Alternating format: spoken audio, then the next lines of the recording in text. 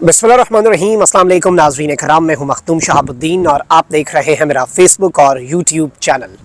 उम्मीद करता हूं आप सब लोग बखैर वाफ़ियत होंगे और जहां भी होंगे अपने अहले खाना समेत खुश भी होंगे और महफूज भी।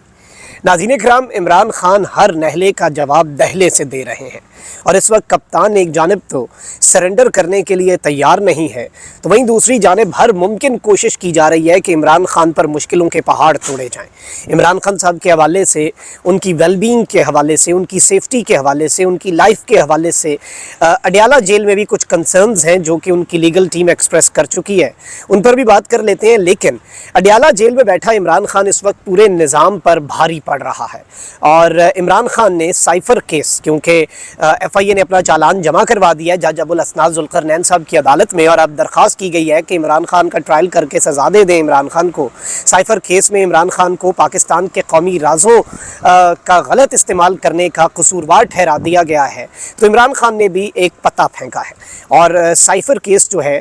इसे उड़ा के रख दिया है और एक तीर से दो शिकार किए हैं। एक शिकार तो साइफ़र केस और दूसरा ताकतवर और काजी फाइज़ ईसा, इन्हें भी इमरान खान साहब एक तरह से आमने सामने ले आए हैं और किस तरह से ये मास्टर स्ट्रोक खेला इमरान खान साहब ने, उस पर भी बात करते हैं। जबकि दूसरी जानिब लंदन में एक बड़ी बैठक हुई है और नवाज शरीफ साहब का तारीख़ी सरेंडर,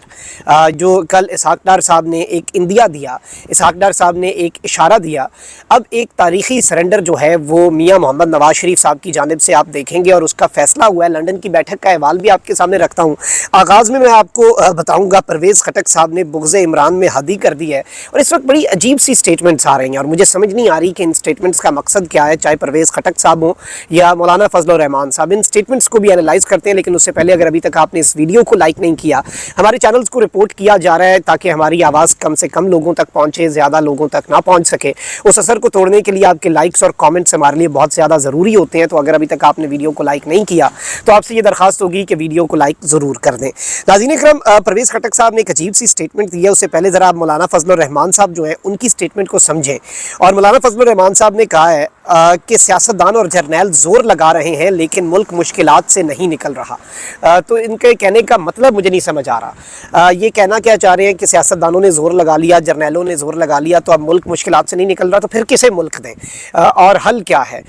ये पता नहीं किस तरफ को इशारा है। फिर तो भाई मुल्क को उसके हाल पे छोड़ देते हैं। वहीं दूसरी जानिब सरबराह पाकिस्तान तहरीक इंसाफ पार्लियामेंटेरियंस, ये भी एक जमात है और ज़ाहिर बात है एक 1.5 ईंट की मस्जिद है इनकी अपनी, और इन्हें परवेज़ खटक साहब जो हैं उन्होंने सियासतदानों की ईमानदारी पर सवाल उठा दिया और कहा है कि सियासी लोग ईमानदार होते तो मुल्क का ये हाल ना होता। और इन्होंने इस सब के अंदर कहा कि हम कब तक खोखले नारों के पीछे भागेंगे। CPEC वेस्टर्न रूट मैंने मंजूर किया था, हम ही ने 18 लाख अवाम को मुफ्त सेहत कार्ड मुहैया किए थे और सारा कुछ इन्होंने किया था। वैसे CPEC तो एक ऐसी चीज़ है ना कि मैं आज हुकूमत में आ जाऊँ तो मैं कहूँगा CPEC तो था ही मेरा ख्वाब। मतलब CPEC को तो हमने इतना इस्तेमाल किया पाकिस्तान के अंदर सियासतदानों ने। और इन्होंने कहा कि PTI नारों के लिए नहीं आई, PTIP जो है पार्लियामेंटेरियंस नारों के लिए नहीं आई, हम ईमानदारी से अवाम की खिदमत करेंगे। और इस सब के अंदर इन्होंने ये कहा है कि इमरान खान समेत दीगर सियासतदान बेईमान हैं लेकिन हम ईमानदारी से खिदमत करेंगे। एक बेईमान सियासतदान के विजन के ऊपर ये 10 साल तक अमल दरामद करते रहे अवाम को,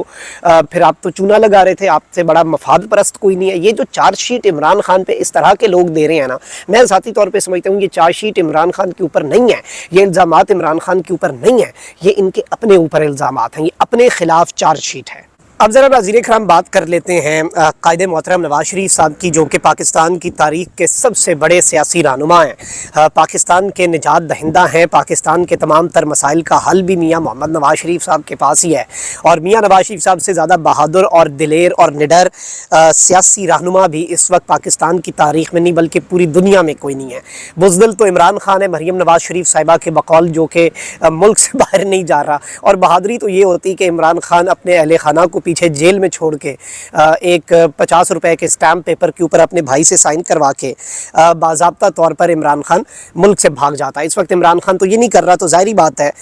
कि इमरान खान साहब जो हैं वो बुज़दिल हुए और इस डेफिनेशन के मुताबिक नवाज शरीफ साहब जो हैं वो बहुत ज़्यादा बहादुर हैं। अब नवाज शरीफ साहब जो हैं उन्होंने तारीख़ी सरेंडर, और कल इसहाक डार साहब ने ये मामला किया और ऐसी हवा निकली है इनके इस जो इनकलाब के भूत से और इस इनकलाब के गुब्बारे से, اور یہ جو ان کے سر پہ بھوت سوار تھا انقلاب کا وہ بڑا بہترین انداز میں اترا ہے، اور اگلوں نے ایسے 14 طبق روشن کیے کہ اسحاق ڈار صاحب کہہ رہے ہیں کہ جنرل باجوہ جنرل فیض کا احتساب نواز شریف صاحب نے اللہ پہ چھوڑ دیا ہے۔ اب نواز شریف صاحب نے ایک اجلاس کیا ہے لندن کے اندر، اور میں آپ کو اس اجلاس کے اندر کی کہانی بتاتا ہوں۔ اس اجلاس کے اندر پاؤں پکڑنے کا فیصلہ کر لیا گیا۔ نواز شریف صاحب کو لگ رہا تھا کہ کام پورا ہو گیا، پاؤں پکڑ لیا، اب گلا پکڑتے ہیں۔ اگلوں نے بھی نواز شریف صاحب کا جب گلا پکڑا تو نواز شریف صاحب دوبارہ پاؤں پکڑنے پہ آ گئے ہیں۔ دوبارہ سے نون لیگ نے فیصلہ کیا ہے کہ پالش جو ہے اس کا بہترین طریقے سے استعمال کیا جائے گا، اور یہ بات نہیں ہے کہ شہباز شریف صاحب صرف پالش کا استعمال کرتے ہیں اور نواز شریف اور مریم نواز جو ہیں وہ اس سے مبرہ ہیں۔ جس بہترین اور سوفسٹیکیٹڈ انداز سے نواز شریف صاحب اور پوری مسلم لیگ نواز جو ہے وہ پالش کا استعمال کرتی ہے، اس وقت انہوں نے یہ فیصلہ کیا ہے کہ ہم نے کسی بھی صورت، اور اس اجلاس کے اندر اچھے خاصے یہ ڈرے ہوئے تھے، خوف کا شکار تھے، اور خوف کے بت انہوں نے کیا توڑنے ہیں، یہ تو ظاہری بات ہے، ڈرے ہوئے تھے بہت زیادہ، اور انہیں جو پیغامات پہنچے ہیں، نواز شریف صاحب نے شروع میں یہ میسج دیا کہ میں نہیں ایسی کی تیسی اسٹیبلشمنٹ، میں کوئی نہیں، میں نے مزاحمتی بیانیہ جو ہے وہی اپنانا، میں نے کوئی نہیں مفاہمتی بیانیہ اپنانا۔ شہباز شریف کو اس کا مفاہمتی بیانیہ جو ہے مبارک ہو، اور نون لیگ کے جتنے درباری تھے پچھلے اجلاس کے اندر وہ سارے کہہ رہے تھے نہیں میاں صاحب بہترین، میاں جدو آوے گا لگ پتہ جاوے گا، اور میاں صاحب نے بڑا بہترین فیصلہ کیا، اور یہ میاں صاحب کا بڑا ویژن ہے، اور میاں صاحب کے بالکل ٹھیک فیصلہ ہے۔ مریم نواز بھی کہہ رہی تھی میاں صاحب تن کے رکھو، لیکن پھر ظاہری بات ہے اگلوں نے بھی تن کے رکھا ہے، اور فیصلہ یہی ہوا، پھر نواز شریف صاحب نے تاریخی سرنڈر کیا ہے، اور اب یہ بھی فیصلہ ہوا ہے کہ صرف جنرل باجوہ جنرل فیض نہیں، اسٹیبلشمنٹ کے لیے کوئی مشکلات نہیں ہم نے کریٹ کرنی ہے، اسٹیبلشمنٹ مخالف بیانیہ جو ہے اسے ہم نے مکمل طور پہ اللہ حافظ کہہ دینا ہے، خیر باد کہہ دینا ہے، اور ہم نے اپنے ہاتھ میں برش اور پالش جو ہے وہ پکڑ لینی ہے، اور اس کا جتنا زیادہ استعمال ہو سکا ہم نے کرنا ہے، جتنا زیادہ استعمال۔ یہ چیز ذہن میں رکھیے گا کہ اگلوں نے پھر وہی بات ہے کہ میرا یہ حال بوٹ کی ٹو چاٹتا ہوں میں، ان کا یہ حکم دیکھ میرے فرش پر نہ رینگ، وہ والی صورتحال جو ہے وہ اپنانے کا فیصلہ کر لیا گیا، اور ابھی آپ نون لیگ کا جو مزاحمتی بیانیہ ہے اسے پالش کے بیانیے کے اندر بہت بہترین انداز میں کنورٹ ہوتا ہوا دیکھیں گے آئندہ آنے والے گھنٹوں کے اندر، میں دنوں کی بات نہیں کر رہا۔ اور اسحاق ڈار صاحب نے اس کا آپ کو پتہ ہے کہ فاؤنڈیشن جو ہے، اسحاق ڈار صاحب lead the foundation for this narrative, اور ڈار صاحب کے بارے میں آپ کو یہ بتا دوں کہ شروع میں تو یہ تھا کہ ڈار صاحب نواز شریف صاحب، ڈار صاحب کے اپنے بڑے سر جو ہیں وہ ڈائریکٹ میچ ہو چکے ہوئے ہیں، ڈار صاحب بھی شہباز شریف صاحب کی طرح بہت سی جگہوں کے اوپر ڈائریکٹ ہو چکے ہوئے ہیں، اور بہت سی جگہوں کے اوپر اپنے لیے پسندیدگی جو ہے وہ کریٹ کروا چکے ہوئے ہیں۔ تو یہ بھی ایک چیز بات، اور یہ بھی ایک چیز، اور یہ بات بھی بڑی معنی خیز ہے، اور نواز شریف صاحب کو اس دفعہ ڈار صاحب جو ہیں انہوں نے بھی کہا کہ ہاتھ تھولا رکھو، اور اسی لیے ڈار صاحب نے ایز سون ایز پاسبل موقع دیکھ کے چوکا مارا اور نواز شریف صاحب کو بھی سرپرائز کر دیا۔ ابھی تو کہ بھائی ابھی تو یہ بات ہمارے ڈرائنگ روم میں ہوئی تھی، ابھی تو یہ بات ہمارے گھر میں ہوئی تھی، میٹنگ میں ہوئی تھی، اسحاق ڈار صاحب نے باہر جا کے فوری اس پر بات کر کے فوری ٹھپا لگا دیا اور کہا کہ بالکل صحیح کہہ رہے ہیں، اوکے سین ہے، بس یہی بات ہے، اللہ پہ چھوڑ دیا ہم نے معاملہ نواز شریف صاحب نے، اب وہ ملک کی خدمت پہ اپنی توجہ دیں گے۔ اس میں ہنسی بھی آتی ہے، لیکن اب جو نئی میٹنگ ہوئی ہے اس میں الٹیمیٹلی اس کے اوپر سٹیمپ لگ گئی ہے نواز شریف صاحب کو، آئندہ آنے والے دنوں میں آپ دیکھیں گے کہ وہ کیا رنگ اختیار کرتے ہیں۔ وہیں دوسری جانب آپ کو پتہ ہے کہ ایف آئی اے جو ہے اس نے سائفر کیس میں عمران خان صاحب اور شاہ محمود قریشی صاحب کو قصوروار قرار دے دیا 28 گواہان، اور یہ 28 گواہان رینڈم سڑک کے اوپر سے اٹھائے ہوئے گواہان نہیں ہیں، ان میں سیکرٹری خارجہ اس وقت کے موجودہ سیکرٹری خارجہ، اس میں آپ کے منسٹری آف فارن افیئرس کے سارے عہدیداران، اور سائفر وزارت خارجہ سے وزیر اعظم ہاؤس آنے تک سب کے 161 164 کے بیانات ہو چکے ہیں، اور پوری جو ایک چین تھی ان سب کے بیانات ریکارڈ ہو چکے ہیں۔ عمران خان صاحب کا چالان جو ہے وہ مکمل ہو کے عدالت میں پیش کر کے اب ٹرائل کی باری ہے، اور عمران خان صاحب کو اڈیالہ جیل بھی اس لیے منتقل کیا گیا جہاں پہ اب یہ کہا جا رہا ہے کہ عمران خان صاحب کی صحت کو بہت زیادہ خطرات لاحق ہیں، کیونکہ انہیں بالکل بند کر کے رکھ دیا گیا، اور عمران خان صاحب کو پر مشکلوں کے مزید پہاڑ توڑے جا رہے ہیں، ایک رینیوڈ ایفرٹ، کیونکہ خان نے باہر جانے سے انکار کر دیا نا، تو اب ذرا تنگ تو کرنا ہے۔ اور اڈیالہ جیل کا یہ بھی فائدہ ہوگا، سائفر کیس پر روزانہ کی بنیاد پہ اب سماعت بھی ہو سکتی ہے، جیسے جج ہمایوں دلاور صاحب نے بڑی جلدی میں سماعت کی تھی، اور خان صاحب کو اس کیس کے اندر سزا بھی ہو سکتی ہے۔ لیکن اس سے پہلے ہی پاکستان تحریک انصاف نے انصاف کے تقاضوں کو پورا کرنے کے لیے سائفر کی تحقیقات کے لیے جوڈیشل کمیشن تشکیل دینے کا مطالبہ کر دیا ہے۔ پی ٹی آئی نے سائفر کیس میں ایف آئی اے کی جانب سے جمع کروائے گئے چالان کو باضابطہ طور پر مسترد کر دیا ہے۔ ترجمان نے کہا ہے کہ چیئرمین پی ٹی آئی اور شاہ محمود قریشی کے خلاف جمع کروایا گیا چالان سائفر کے جعلی اور بوگس مقدمے کی طرح بے معنی ہے۔ ترجمان نے کہا کہ یہ حقیقت ہے کہ سائفر اپنی اصلی حالت میں آج بھی دفتر خارجہ میڈیا میں موجود ہے، اس کی موجودگی سابق وزیر اعظم پر لگائے گئے الزامات کو بے بنیاد کرتی ہے۔ پی ٹی آئی نے کہا کہ سائفر کو وفاقی کابینہ نے اپنے اختیارات کے تحت ڈی کلاسیفائی کیا، آفیشل سیکرٹ ایکٹ کو لاگو نہیں کیا جا سکتا کیونکہ یہ مقدمہ اپنی موت آپ مر جانا ہے۔